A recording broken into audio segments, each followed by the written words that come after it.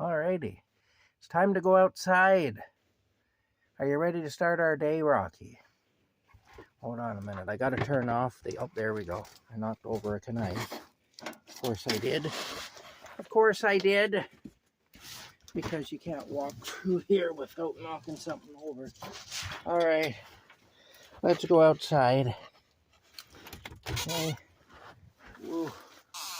It's cold out here today, sweetie. It is, it's very cold. But it's bright. There's been a bit of a snow or frost or something. Yeah. Ooh.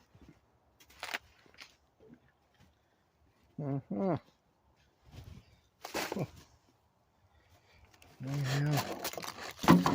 Well, it got cold again. Maybe the raccoons went back into hibernation. I don't know.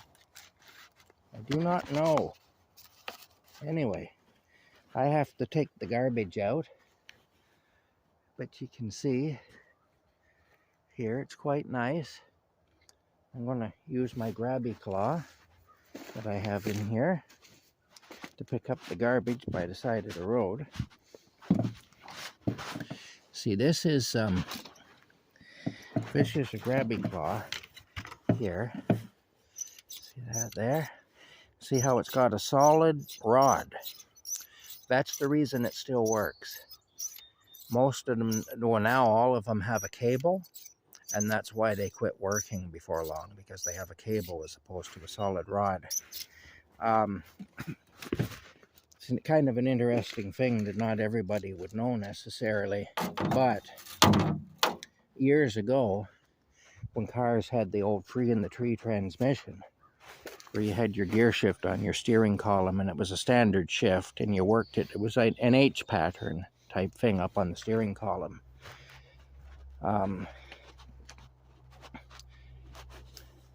Well, back in the late 30s, right through the 1950s, those gear shift levers worked with solid steel rods,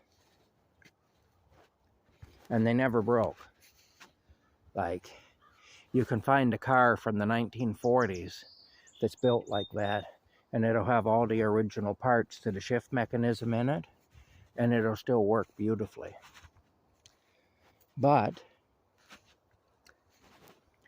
in the 60s, at some point in the 60s, and then into the 70s and 80s, they did a couple of things because they wanted people to get away from the free-in-the-tree transmission.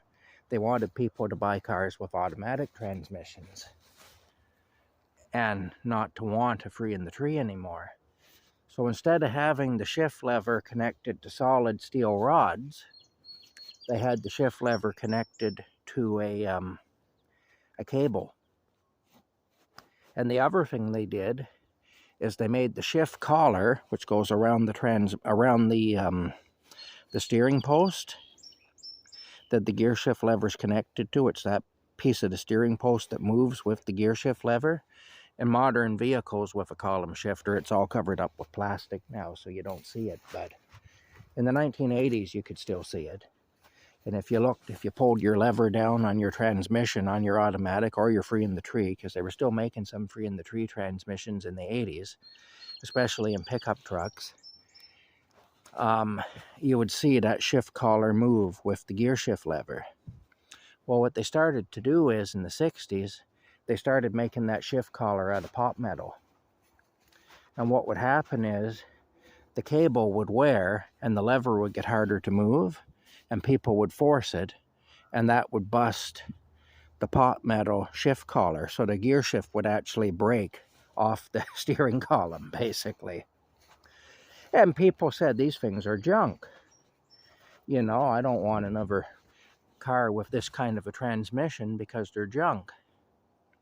And so they quit buying them. And that is how the manufacturers got people away from the free-in-the-tree transmission that they didn't want to build anymore. They basically made them into junk. They made them in such a way that people figured these are no good and we don't want them. And that's quite a pretty picture. and we're just going to buy an automatic transmission, or if we buy a standard, we'll buy one with a floor shifter. Because you see, it costs the manufacturers more money to make a free in the tree than it does just to make one with a lever coming up out of the floor, you know. And now, of course, they pretty much done away with the column shifter, even with automatic transmissions, and they started calling the floor shifter mechanism a sport shifter. You can get it with sport shift.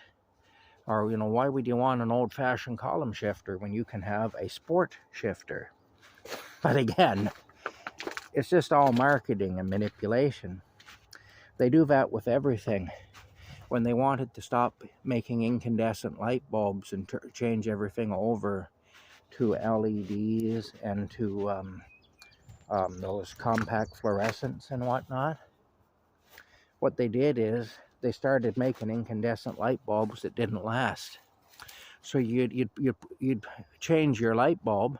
You'd have a light bulb that had been in it is there, you know, it had been in your house and working for 5 or 10 years, an incandescent light bulb, and it would finally burn out, and you'd change it with a new one, and the new one would last 2 months, and you'd change it, and the next one would last 2 months, and stuff, you know. Well, again, so again, that they ended up not having any life in them. They ended up that they just didn't last. But see, it wasn't because incandescent light bulbs are junk. That wasn't the reason. It was because they started building them wrong so that they would fail prematurely, and they did that on purpose so that people would say these things are junk and they wouldn't want them anymore. And then they could sell them the compact fluorescents and the LEDs and so on. And of course, the light from those isn't healthy for us. And not only that, but the compact fluorescents, which are supposed to be better for the environment, we're told, are full of mercury. So, you know, so that was a lie. And see, this is the thing. Everything we're told by these people is lies. It's all lies and manipulation. Now, I have, you know, I say I'm old enough, I remember when an incandescent light bulb just seemed to last forever. You know, you put a light bulb in a socket, and the same light bulb would be there for like I say, 5, 10, 15 years. And it worked great. And when it burned out, you'd replace it with another one that would last just as long. But then, like I say, when they started pushing the compact fluorescents and the LED light bulbs, all of a sudden, an incandescent light bulb was lasting 2 months. You know, I mean, well, why is that, though? If they could build them properly in the first place, why can't they build them properly now? And it's the same thing with the free in the tree transmission. I've owned cars from the 40s and 50s that had it, and they worked great. No problems. But I've seen all kinds of cars from the 60s and 70s and 80s that had it. In the 80s, it was more pickup trucks. They pretty much done away with it in cars by the 80s. But I saw it in pickup trucks even up into the mid-80s. The newest one I ever saw with a free in the tree transmission would be a 1987 Ford F-150. It had I remember an F-150 Ford that was an 87 that had one. That was the last new truck I ever saw that had one of those. But the thing is, they suddenly became junk. They suddenly got that the shift collar would break, and the cable would get worn, and then the thing wouldn't want to shift. You'd be fighting with the lever all the time trying to get it into gear, and, you know. Well, again, you could be driving a vehicle that was 20 years older than that or 30 years older than that, and it would work beautiful with all the original parts. You see, the same is true with the drug companies and the way they manipulate us. The way they convince us that in order to live a healthy life, we need to take their drugs. You're not going to be happy, healthy, and successful unless you're using this or that or the other drug. And you look at their commercials, it's always these people that are so happy and they're active and everything else. And, you know, Murray has a terrible, crippling condition. But thanks to, I don't know, Smeckler's pills, Murray is living a full and complete life, you know, something, you know. Ed hasn't been able to get it up for 20 years. He hasn't been able to satisfy his wife until he got, I don't know, boner flux, you know.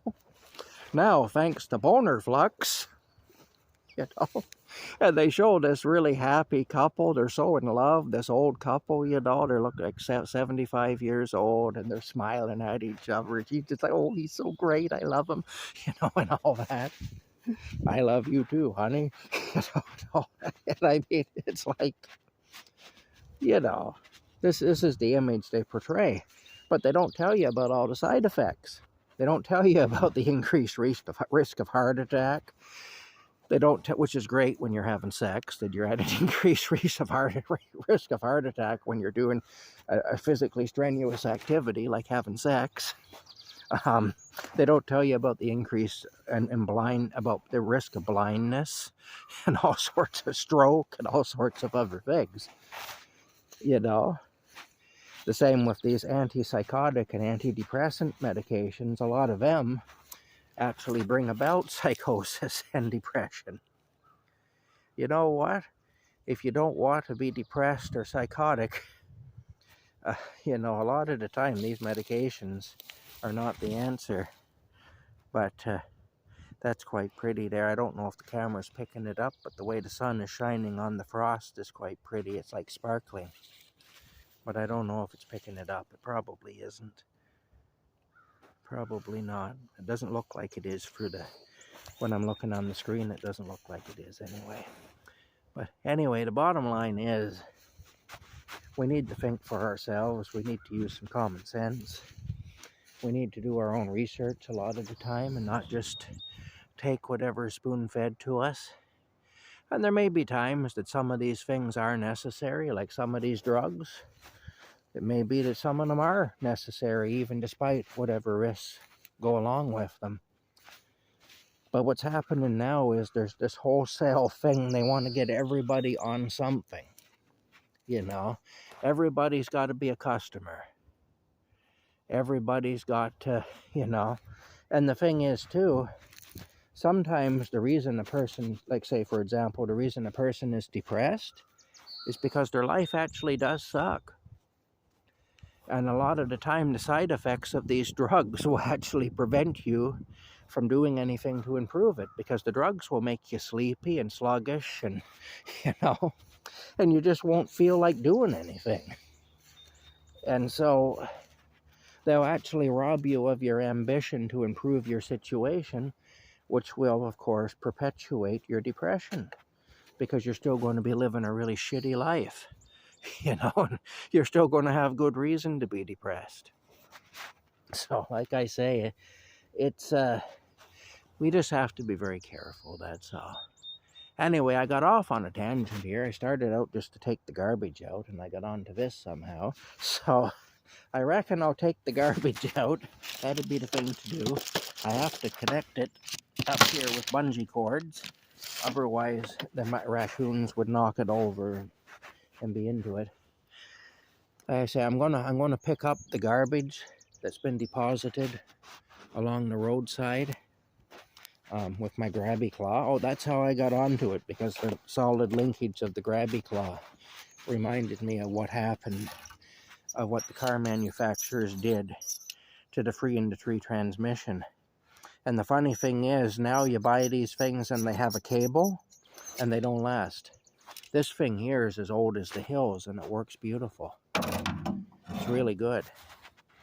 but the difference is it's got a solid cable. It's got a solid rod as opposed to a cable. That makes a huge difference. Anyway, I better get the garbage out.